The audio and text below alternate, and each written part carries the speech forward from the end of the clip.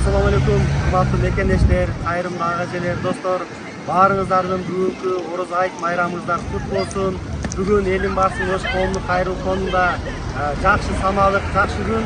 Анткени фондубузда катылып турган үй бүлөлөргө, өзгөчө келечек ээлери болгон 6000 жаш досторго бүгүн майрамдык иш-чаралар өтүп атат.